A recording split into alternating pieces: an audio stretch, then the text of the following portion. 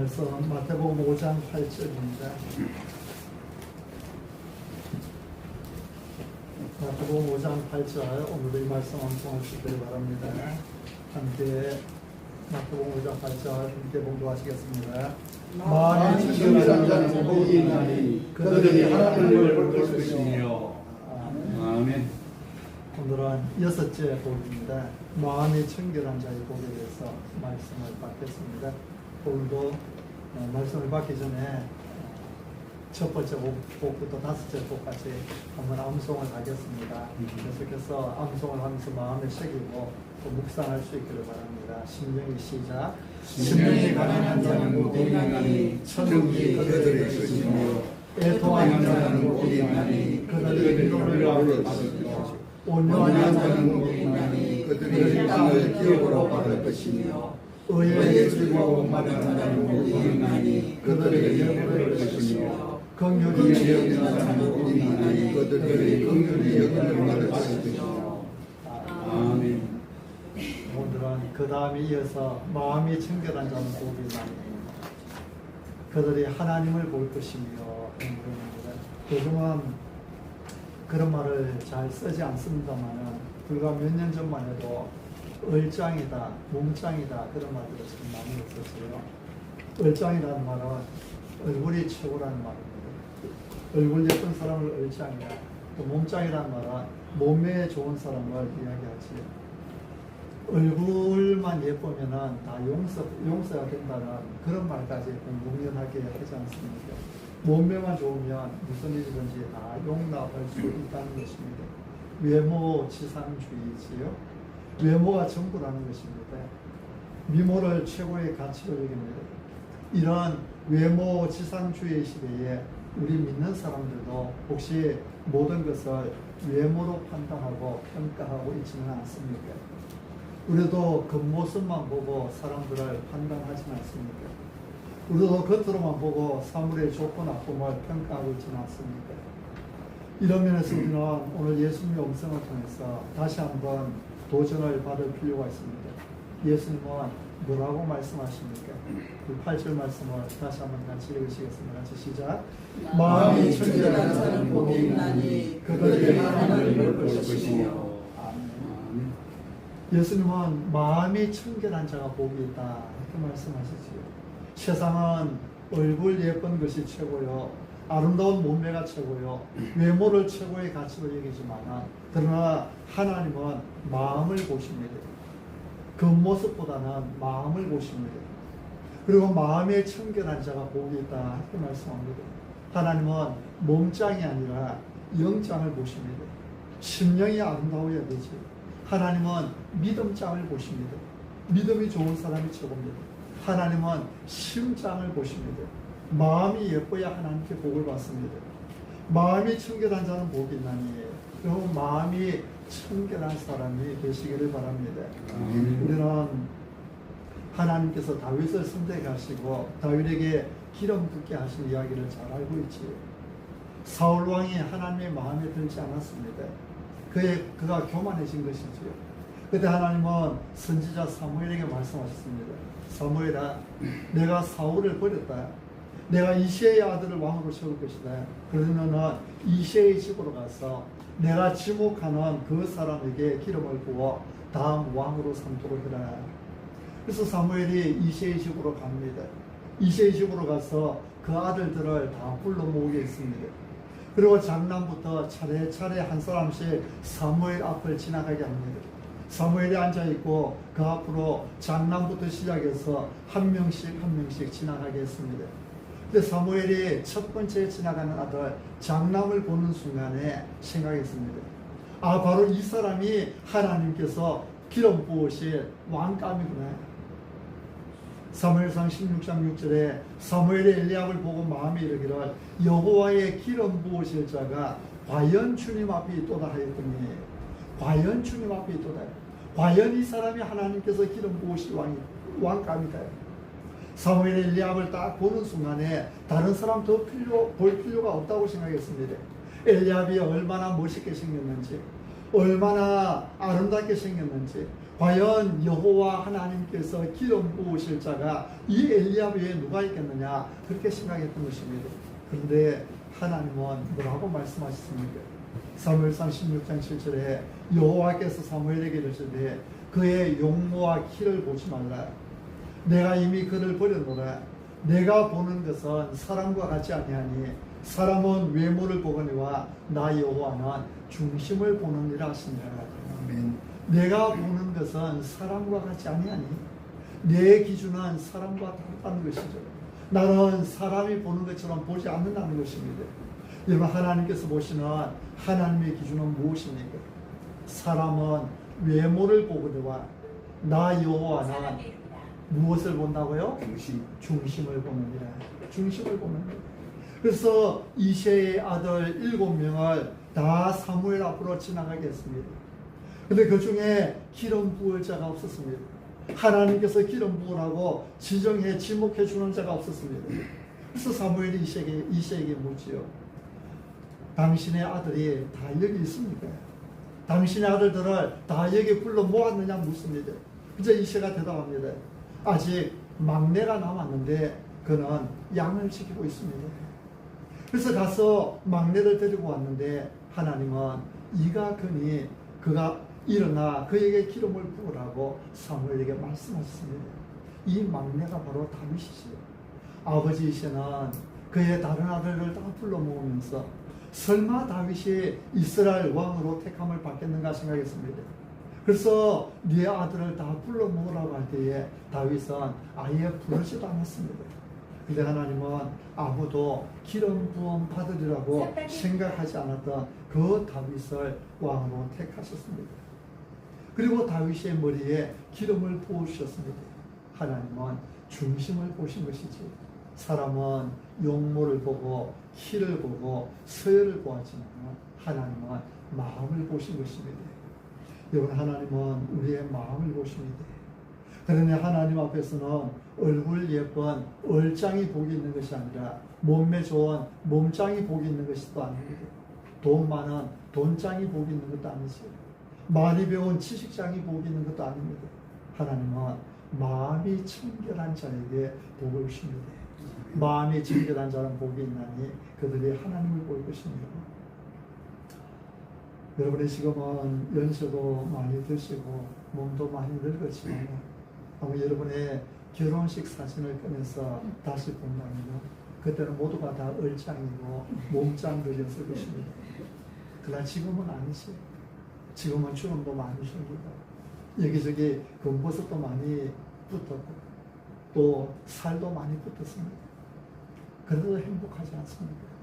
그래도 행복합니다. 왜 그렇습니까? 하나님은 마음이 청결한 자에게 복을 주시기 때문입니다. 우리가 돈장도 아니고 지식장도 못 된다 할지라도 그래도 우리가 행복합니다. 왜요? 우리가 하나님을 바라보며 살기 때문입니다. 하나님을 보는 사람은 행복합니다. 그 마음에 하나님이 계신 사람은 행복합니다. 그러나 아무리 얼짱이고 몸짱이라고 해도 하나님 없는 사람은 불행해요. 아무리 많은 인기를 얻고 아무리 많은 물질을 가졌다 할지라도 아무리 많이 배웠다 할지라도 하나님 없는 삶은 불행해질 수밖에 없습니다. 왜 그렇습니까? 우리는 흙으로 지어졌는데 창세기 2장에 보면 하나님의 생기가 그 속에 들어올 때에 비로소 생명이 되기 때문입니다. 하나님께서 함께 계실 때만 비로소 우리가 사람다운 사람이 되기 때문입니다. 성경은 너희가 인생을 의지하지 말라고 말씀하면서 우리 인생에 대해서 뭐라고 말씀합니까? 그의 호흡은 코에 있나니 호흡이 끊어지면 아무 자비도 쓸모없다는 것입니다. 코에 호흡이 있어 코가 막히고 숨이 끊어져 버리면 모든 사람이 끊임직하게 여기는 송장에 불과한데 이런 우리에게 하나님의 영, 하나님의 호흡, 하나님의 그 생명이 임하지 않거나 하나님 없이는 우리 인생에 의미가 없다는 것입니다. 여러분 항상 하나님을 바라보고 사는 그런 여러분이 되시기 바랍니다. 아멘. 마음이 청결한 자는 복이 있나니 그들이 하나님을 볼 것입니다. 여러분 누가 하나님을 볼 수 있습니까? 마음이 청결한 사람입니다. 하나님은 마음을 보시는 분이십니다. 나 여호와는 중심을 보는 이래.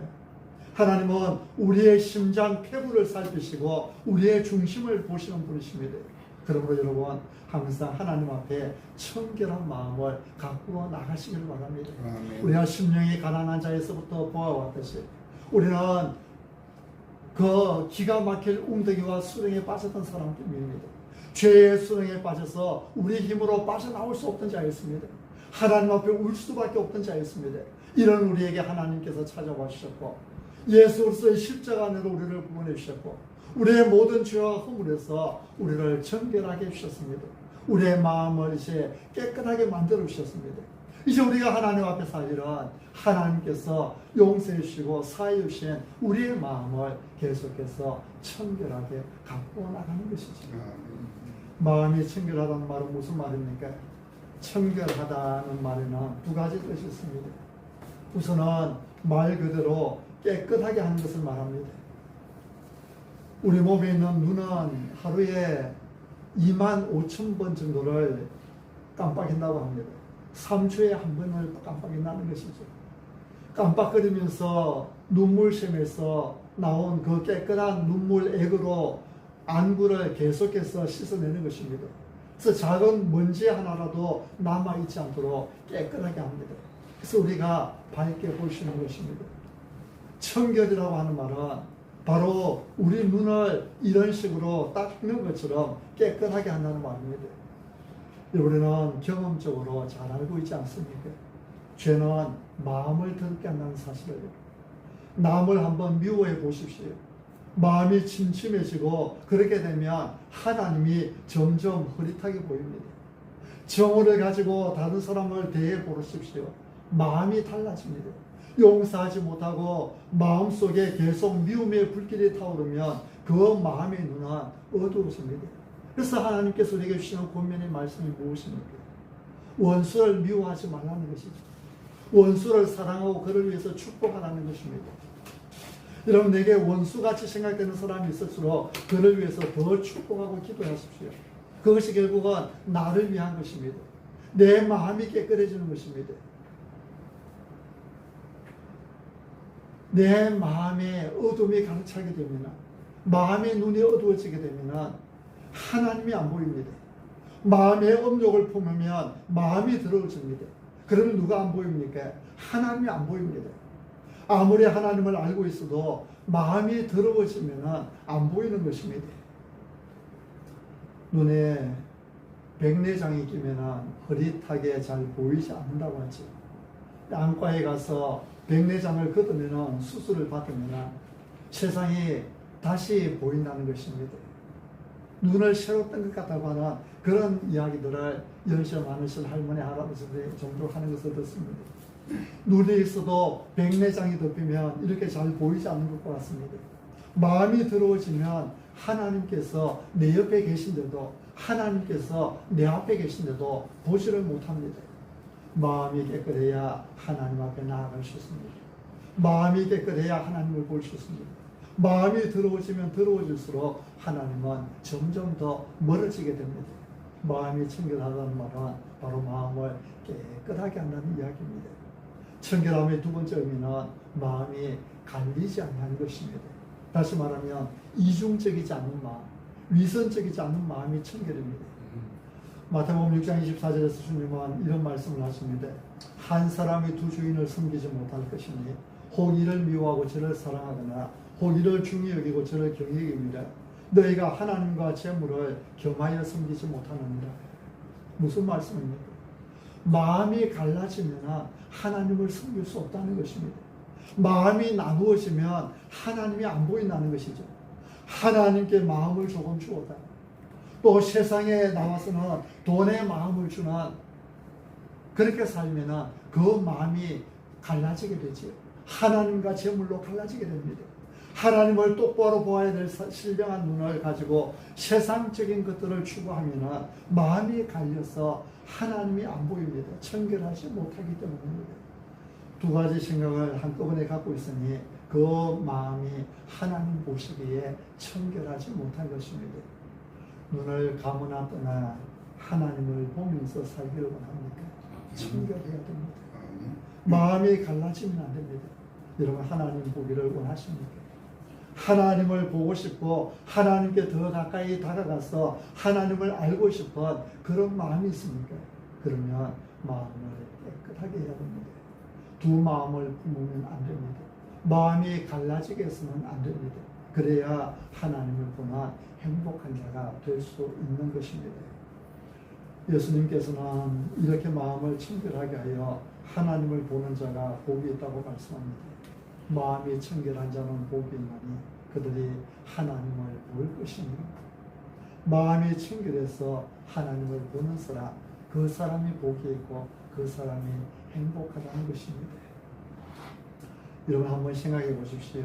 눈을 떠나가거나 하나님만 눈앞에 보이는 사람, 그 마음을 하나님으로 가득하게 채우고 있는 사람, 세상에 이 사람만큼 만족하고 살만한 사람이 어디 있겠습니까? 천지 만물을 창조하신 여호와 하나님이 내 마음에 가득합니다. 인간의 생사화복을 좌우하시는 하나님을 밤이고 낮이고 보면서 삽니다.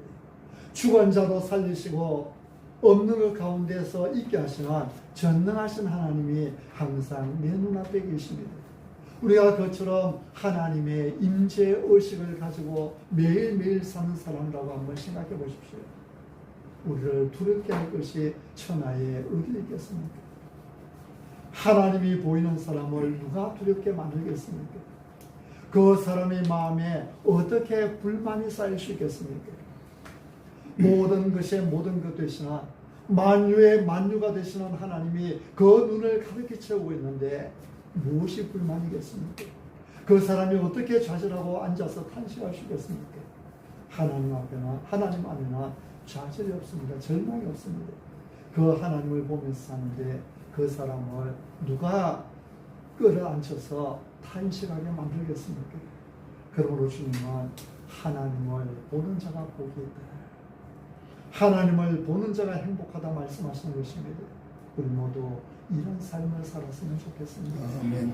사랑하는 성도 여러분, 우리가 어떤 상황에 있다 할지라도 날마다 살아계신 하나님을 마음의 눈으로 바라보며 살면 우리는 항상 만족할 수 있습니다.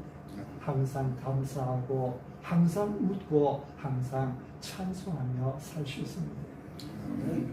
그런데 우리가 하나님을 본다고 할 때 한 가지 알아둘 것이 있습니다. 하나님을 본다고 하지만 하나님을 전부 볼 수는 없다는 것입니다. 하나님을 전부 알지는 못합니다. 하나님은 지극히 크신 분이십니다. 엄청나게 광대하신 분인데 우리가 그분을 어떻게 한꺼번에 다 할 수 있겠습니까? 평생 알아가도 우리가 하나님을 다 할 수 없는 것이죠. 하나님에게는 여러 가지 성품이 있습니다. 거룩하신 성품, 사랑의 성품, 전지전능하신 성품, 무소부지하신 성품, 그리고 영이시기 때문에 어제나 오늘이나 영원토록 동일하신 성품이 있습니다. 이런 하나님의 초자연적인 성품을 우리가 다 한꺼번에 볼 수는 없지요. 모세가 하나님 앞에 기도했습니다. 주 여호와여, 원하건대 주의 영광을 내게 보이소서. 하나님을 보게 해주십시오. 하나님의 영광을 보게 해주십시오. 때를 쓰며 하나님께 매달립니다. 그러자 모세를 사랑하시는 하나님께서 그 기도를 들어주십니다. 그래, 내가 너의 기도를 들어주겠다. 그러나 네 육신의 눈으로 나를 보면 너는 살지 못한다. 그러면서 모세 앞을 지나가시는데 하나님께서 모세를 바위 틈에 두시고 손으로 모세를 잠깐 덮으셨다가 놓았습니다. 모세는 하나님의 등만 살짝 봤다고 했습니다. 그럼 참 재미있는 말씀 아닙니까? 우리도 마찬가지입니다. 우리가 하나님을 알고 하나님을 본다는 말을 하지만 하나님의 등만 살짝 보는 것입니다. 하나님의 여러 성품 중에 하나를 경험하는 것입니다. 다시 말하면 내가 처한 형편에 따라서 나에게 정말 은혜가 되시는 하나님의 그 일부분만을 알게 되고 보게 되고 경험하게 되는 것입니다. 죄 있는 우리가 육신의 모습으로 우리의 눈으로 하나님을 직접 보게 된다면 우리의 눈이 멀게 될 것이고 우리가 그 자리에서 죽게 될 것입니다. 하나님께서 모세를 손으로 덮으신 것 그 자체가 은혜인 것이지.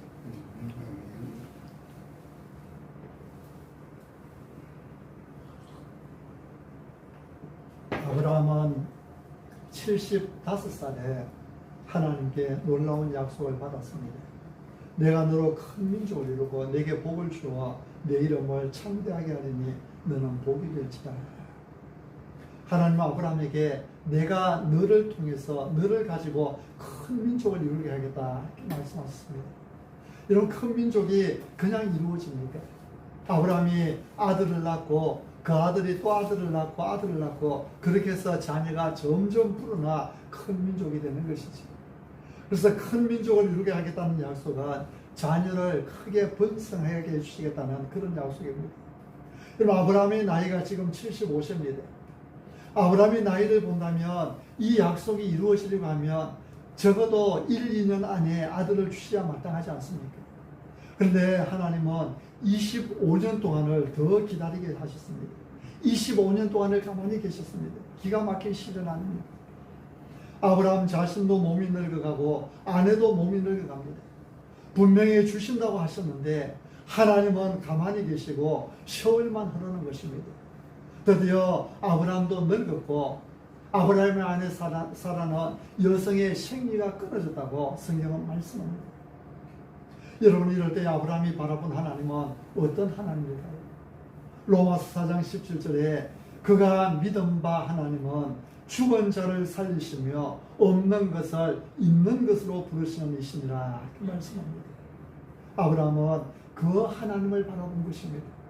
죽은 자를 살리시는 하나님, 없는 것을 있는 것으로 부르시는 하나님, 그 하나님을 날마다 바라보며 살았습니다. 아브라함은 성실하신 하나님을 날마다 쳐다보았습니다. 전능하신 하나님을 날마다 바라보았습니다. 하나님께서 약속하셨다. 성실하신 하나님은 절대로 거짓말을 하지 않으신다.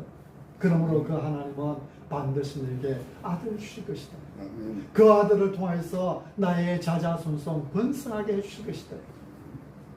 이렇게 하나님을 바라보며 살다가 마침내 이삭이라고 하는 아들을 얻게 된 것입니다.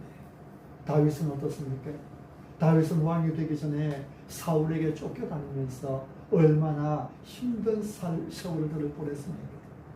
다윗의 추종자가 600여 명이나 되었는데요. 그 추종자들을 데리고 날마다 산으로 들로 사울을 피해서 헤매고 다니며 도망했어야 했습니다. 눈만 뜨면은 먹을 것이 없어 고민이 되었을 것입니다.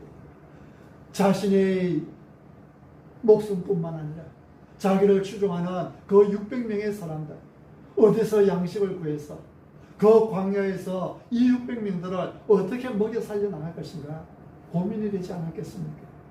근데 그렇게 어려운 상황에서 다윗은 고백합니다. 목자처럼 푸른 풀밭으로 인도하시고 쉴만한 물가로 인도하시는 하나님을 바라보았습니다. 그래서 무엇이라고 찬양했습니까? 여호와는 나의 목자시니 내게 뭐가 없으리로다? 부족함이 없으리로다. 여호와는 나의 목자시니 내게 부족함이 없으리로다. 그 산으로 들로 광야로 도망다니면서 600명이나 되는 사람들을 데리고 다니면서 그 열악한 환경 가운데서도 나에게 부족함이 없다. 하나님을 향하여 찬양하는 것입니다. 사랑하는 성도 여러분, 여러분은 지금 어떤 하나님을 필요로 하고 계십니까? 여러분은 지금 어떤 하나님을 바라보아야 합니까?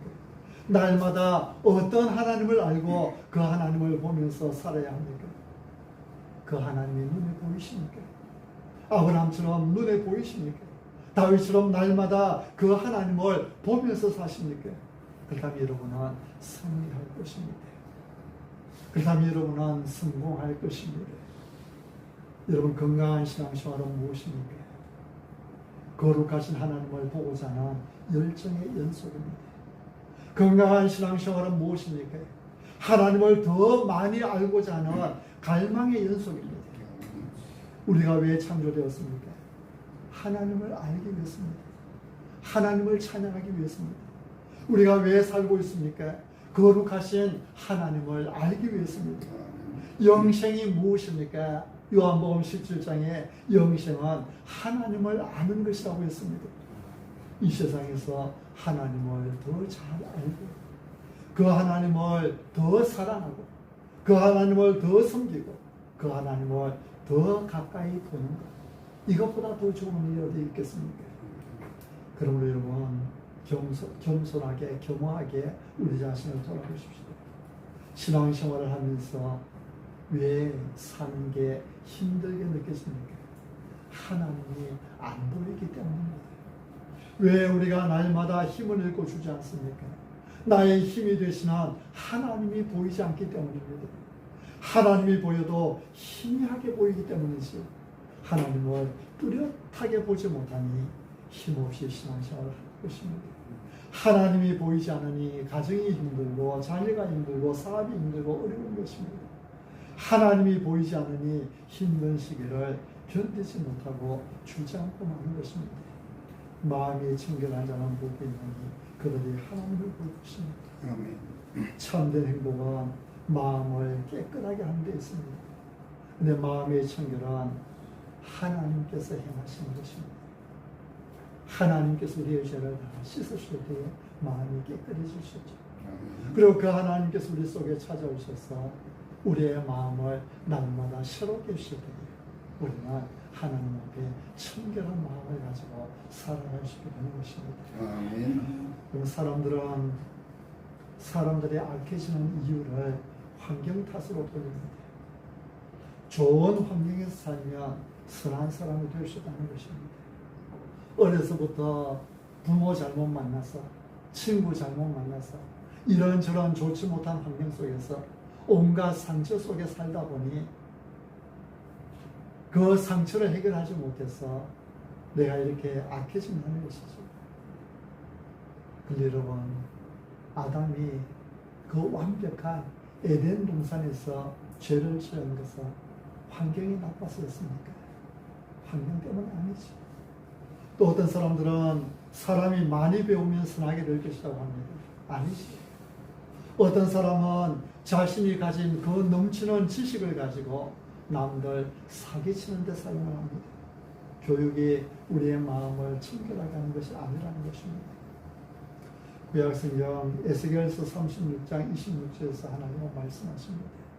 에스겔서 36장 26절에 또 새 영을 너희 속에 두고 새 마음을 너희에게 주되 너희 육신에서 굳은 마음을 제거하고 부드러운 마음을 줄 것이며 또 내 영을 너희 속에 두어 너희로 내 율례를 행하게 하리니 너희가 내 규례를 지키게 할지라라. 하나님께서 주시는 새 마음을 받을 때에 우리는 정결한 마음, 친결한 마음을 가질 수 있습니다. 새 마음을 받을 때에 환경에 상관없이 거룩함을 지켜나갈 수 있게 되는 것입니다. 하나님께서 우리에게 새 마음을 주실 때에 우리는 청결한 마음을 가질 수 있습니다. 하나님은 마음이 청결한 자가 복이 있다고 하셨습니다. 그리고 마음이 청결하게 되는 비결은 하나님께 있습니다. 마음이 청결한 자는 하나님을 봅니다.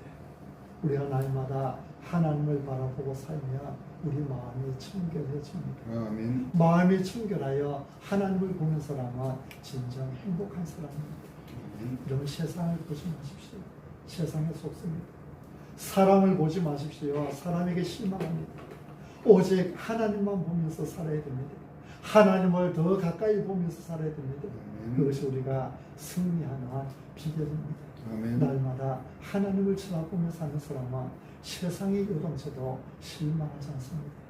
문제는 하나님께서 보이느냐 안 보이느냐 하는 것이죠. 하나님이 보여도 희미하게 보이느냐 뚜렷하게 보이느냐 아니면 작게 보이느냐 크게 보이느냐 하는 것입니다. 마음이 청결한 자는 복이 있나니 그들이 하나님을 볼 것입니다. 예수 그리스도 안에서 이미 속죄함을 받은 성령의 은혜와 도우심으로 하나님의 말씀에 순종하여 청결한 마음을 가지고 하나님을 바라보며 하나님의 은혜 가운데 살아가며 우리 모두가 되실 수 있기를 바랍니다.